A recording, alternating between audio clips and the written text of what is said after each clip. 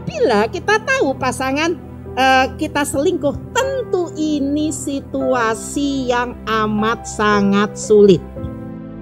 Hal pertama yang harus kita lakukan yaitu kita datang kepada Allah. Datang kepada Allah itu berarti kita mau melibatkan Tuhan di dalam situasi sulit yang kita alami. Kita minta hikmat, kita minta petunjuk, kita minta kekuatan dari Tuhan. Ya, saya yakin Tuhan pasti akan membantu kita melewati masa sulit.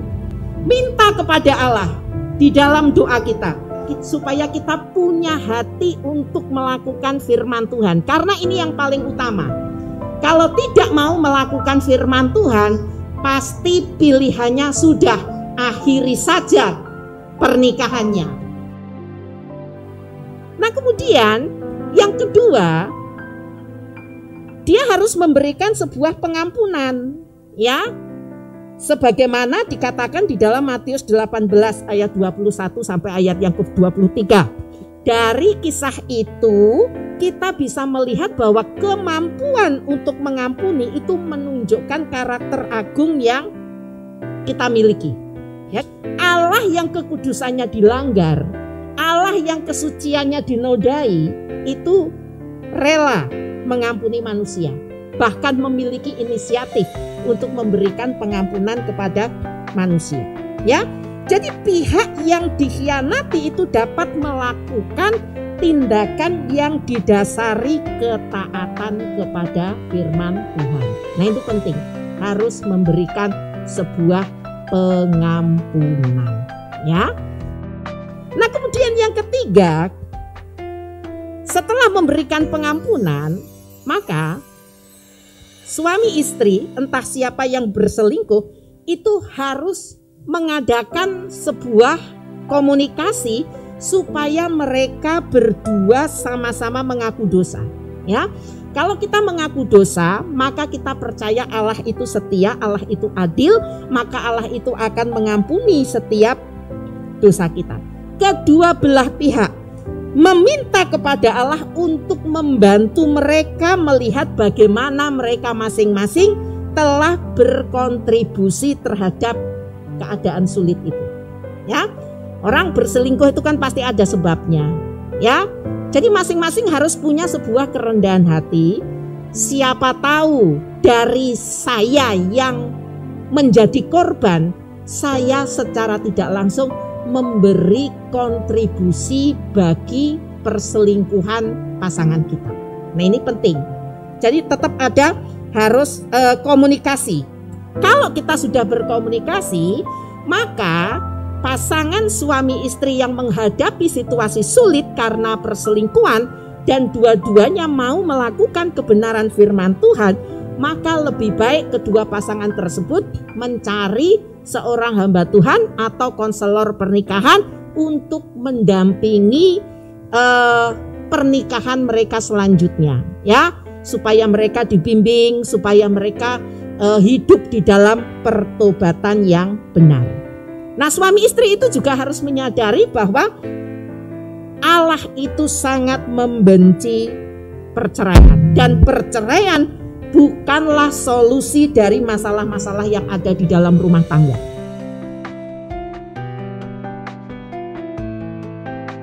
Maka dari itu, kalau saya pribadi, saya tidak pernah mengizinkan adanya perceraian dengan alasan apapun. Nah, tentunya ini ada konsekuensinya. Kalau saya mengatakan bahwa tidak boleh bercerai, berarti harus bertahan dong, gitu ya. Nah, ketika kita memutuskan bertahan, itu ada beberapa hal yang dapat kita lakukan untuk menolong diri kita sendiri melalui masa-masa sulit, ya. Yang pertama, ketika kita memutuskan untuk bertahan, maka itulah masa bagi kita untuk kita hidup dekat dengan Tuhan, ya.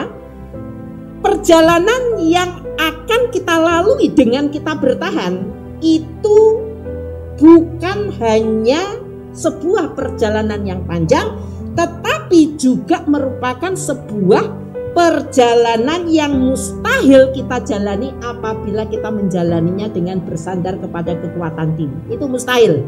Nah, maka dari itu setiap hari kita perlu berdoa kepada Tuhan, bersandar kepada Tuhan. Setiap hari harus menimba kekuatan dari firman Allah. Saya ada kesaksian.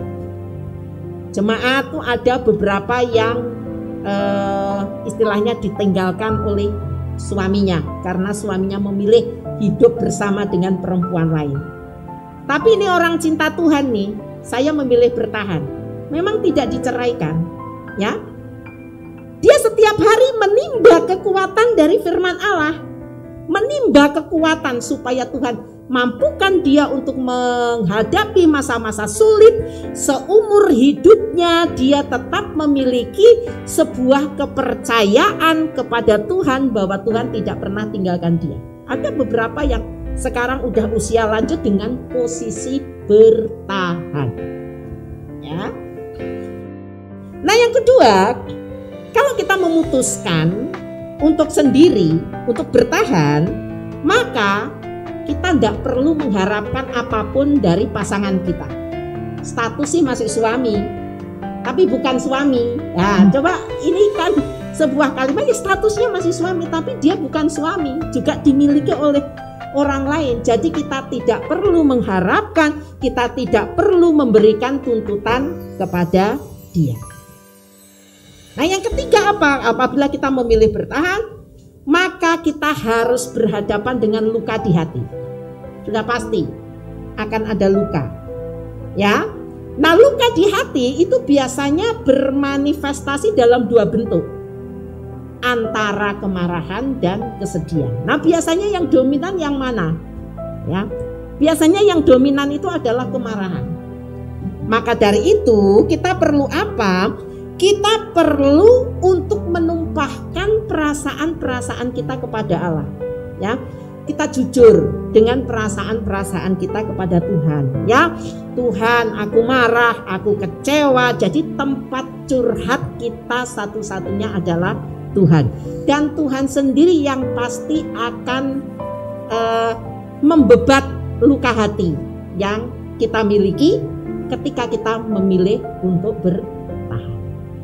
Allah itu adalah ahlinya membolak-balik hati dan situasi.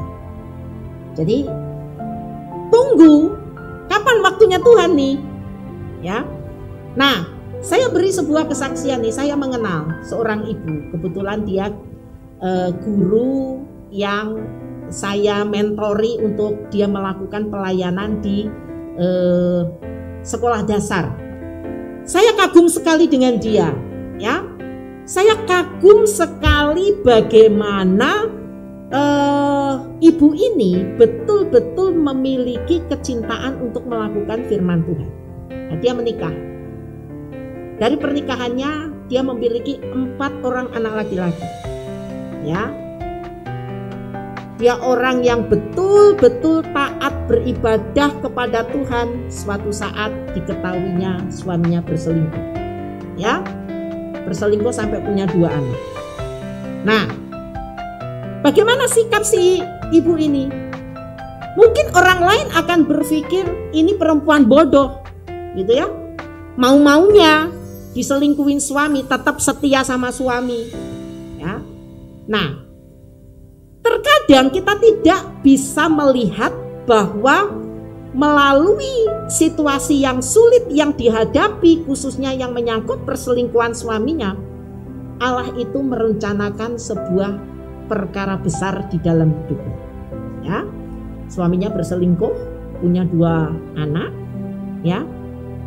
Anehnya si ibu ini dengan kekuatan firman Tuhan mengasuh 2 anak tiri, ya. Bayangin, suatu saat anaknya pernah marah sama dia, ya. Mama, kenapa mama gak bercerai aja sama papa? Kita di rumah kelaparan, kita di rumah gak ada makan, papa makan di restoran bersama perempuan lain. Mencucurkan air mata lah mengingat bagaimana anaknya mengatakan seperti itu di rumah. tidak ada makanan, tapi suaminya pergi makan enak dengan perempuan lain. Ya, ini situasi sulit nih yang pasti akan dialami ketika memilih untuk tetap bertahan. Ya, akhirnya peristiwa demi peristiwa dia mengasuh 2 anak tirinya itu. Dan apa yang terjadi? Allah membolak-balikkan hati suaminya dengan sebuah peristiwa yang tidak diduga. Biasanya peristiwanya itu pasti peristiwa yang gak enak, ya kan? Suaminya sakit kanker hati. Istri kedua mau ngurus gak? Kira-kira nggak mau, ya, dilepaskanlah sama istri yang kedua, ya, kembalilah ke istri yang pertama bersama dengan kedua anaknya. Dia melayani suaminya dengan penuh kasih. Apa yang sudah dipersatukan oleh Allah tidak boleh diceraikan oleh manusia sampai maut memisahkan. Di akhir hidup suaminya, ya, yang bukan orang Kristen, ini bukan orang Kristen. Seharusnya pikirannya dia, wong suamiku nggak Kristen, aku Kristen kok, lebih baik aku bercerai sajalah, cari suami yang ini. Tapi dia tetap memegang teguh apa yang sudah dipersatukan oleh Allah tidak boleh diceraikan oleh manusia. Beberapa bulan sebelum suaminya meninggal, suaminya menyatakan diri sebagai pengikut Kristus. Dari mana? Melihat kesetiaan, pengorbanan dari istrinya. Ya, mendatangkan sukacita enggak? Mendatangkan sukacita bagi ibu ini. Dan sekarang dia merawat 2 anak tirinya dengan penuh kasih. 2 anak tirinya juga beribadah dan melayani pekerjaan Tuhan. Ya, kita tidak tahu agenda Tuhan ke depan kita tidak tahu. Tapi yang pasti agenda Tuhan itu selalu indah, selalu untuk kebaikan kita walaupun dibungkus dalam sesuatu yang membuat kehidupan kita sulit. Nah, itu salah satu contoh bagaimana dia tidak bertanya sampai kapan, dia tidak pernah memberikan deadline, ya, sampai suaminya tobat dan agenda Tuhan digenapi di dalam kehidupan.